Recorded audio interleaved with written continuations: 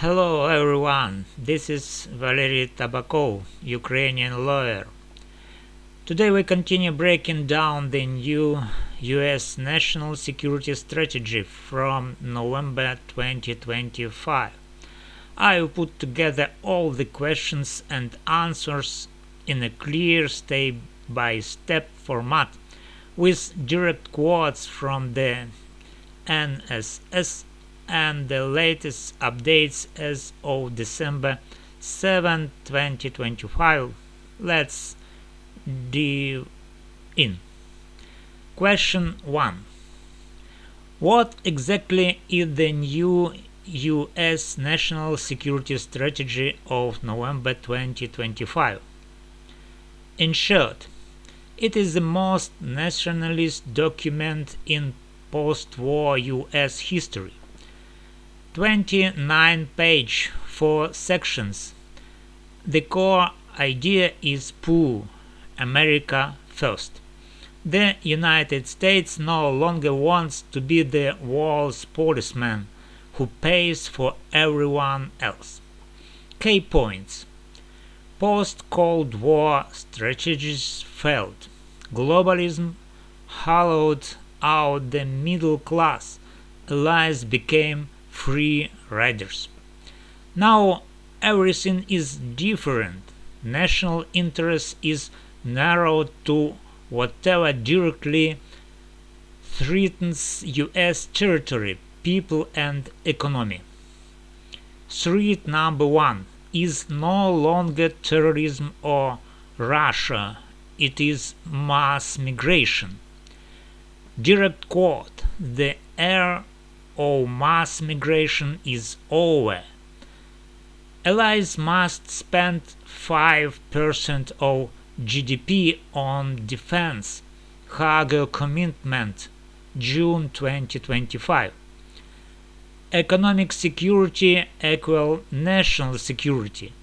Tariffs, reindustrialization, reshoring supply chains. Complete rejection of the net zero climate agenda. Revival and strengthening of the Monroe Doctrine and the Trump corollary. The Western Hemisphere is once again an exclusively American zone of influence. Question 2. So, what is the main new feature of this strategy? Here are the 10 biggest shifts I'm shown. First, wars.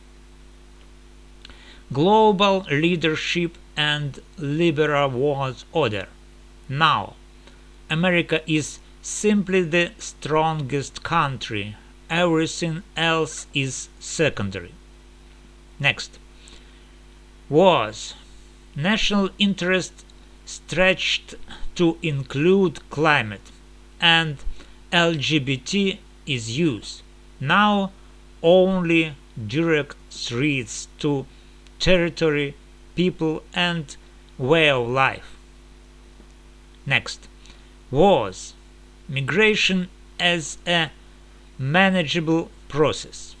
Now the era of mass migration is over. Borders are the foundation of sovereignty. Next, wars.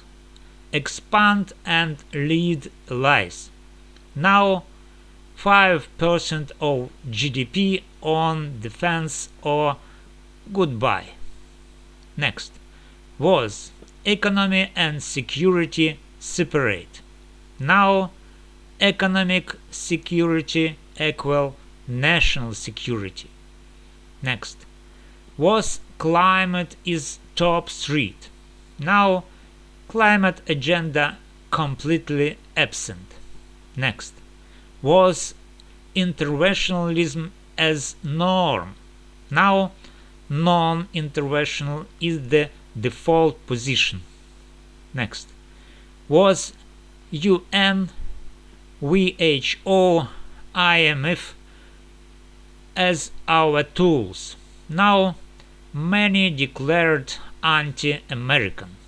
Next, was culture and demographic taboo. Now explicit mention of traditional families and national spiritual health. And next, was Monroe Doctrine as archaic. Now Trump corollary total dominance in the Western Hemisphere. Conclusion. This is the official rejection of the entire 1991-2025 paradigm. Next question. So, the Eastern Hemisphere is now outside US interests? No, there is a clear hierarchy. Western Hemisphere vital interests, unconditional dominance. Indo-Pacific vital interest number one after the West, Taiwan, South China Sea. Europe, important but not critical, pay your 5%. Middle East, sharply downgraded. Africa, periphery only profitable deals. Main adversary, China in Asia. Everything else, let them sort it on and pay for it themselves. Next question. Then NATO and Article 5 no longer work. They work and are even reinforced. Hague Summit, June 2025. New commitment 5% of GDP on defense by 2035. Article 5 refilmed as ironclad. Aid to Ukraine counts toward the 5%. Only Spain has an exception. NATO is turning into a pay-to-play club.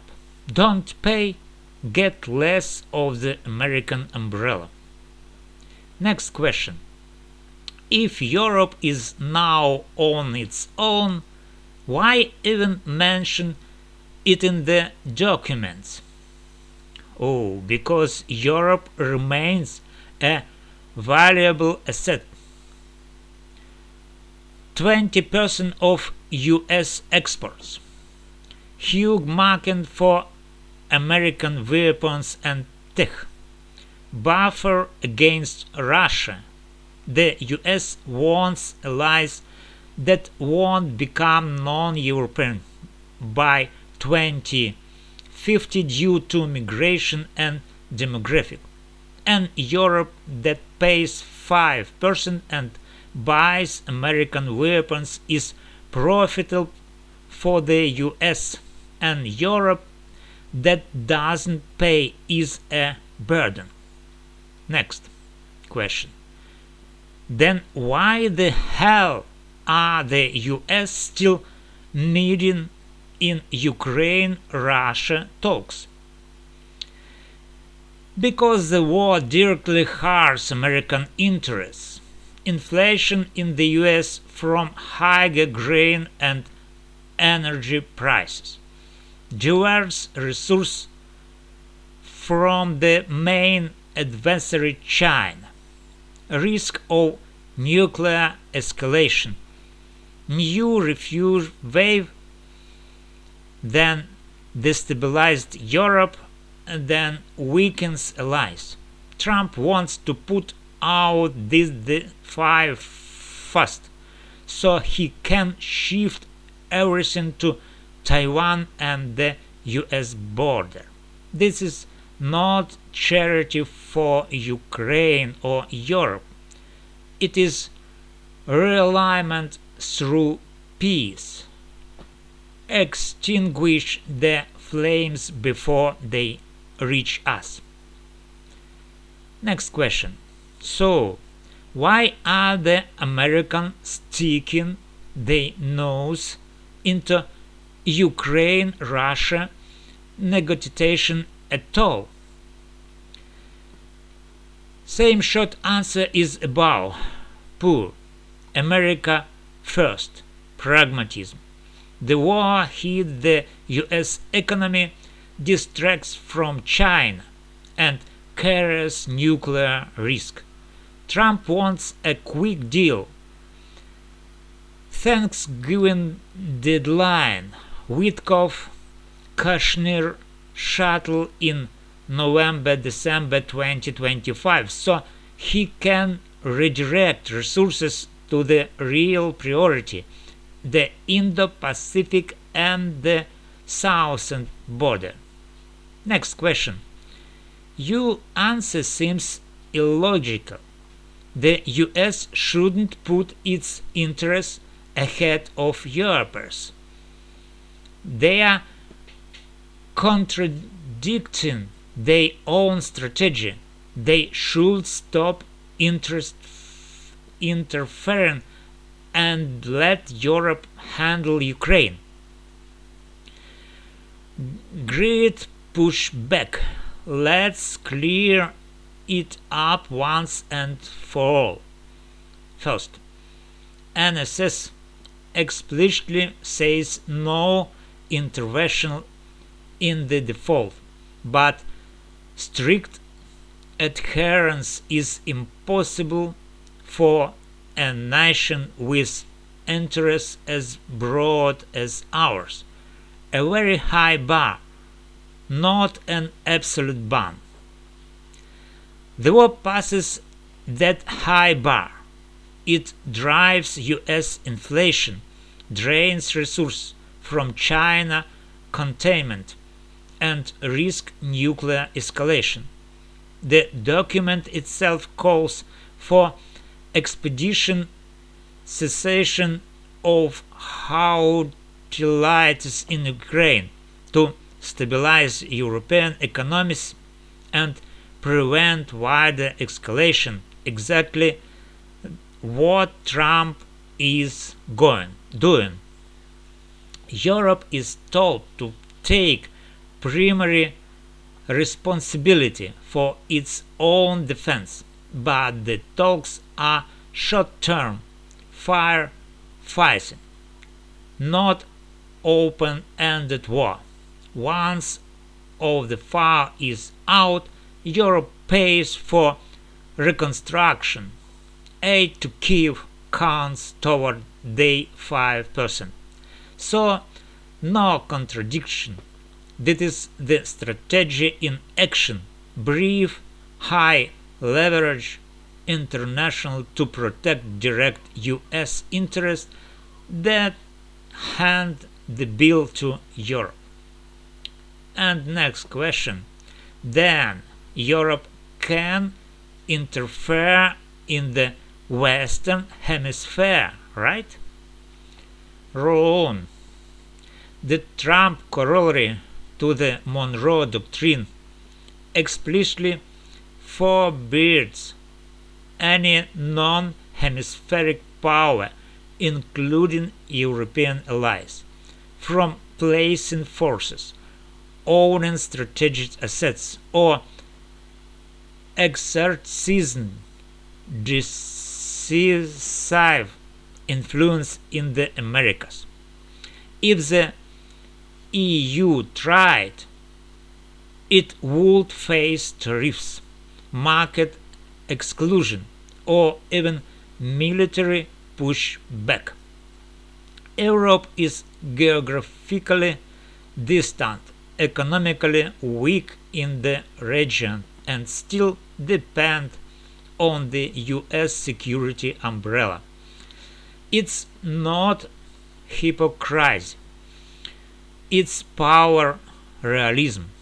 The US pays the bulk of NATO bills, so it gets to keep its own backyard of limits. Europe pay and America make the decision what music we can listen. Final takeaway from me. The new strategy is a public declaration. America will no longer pay for the whole world. Pay up yourselves or stay alone. For the rest of us, that means pressure on Europe will skyrocket. Ukraine talks are about American interests, not European ones.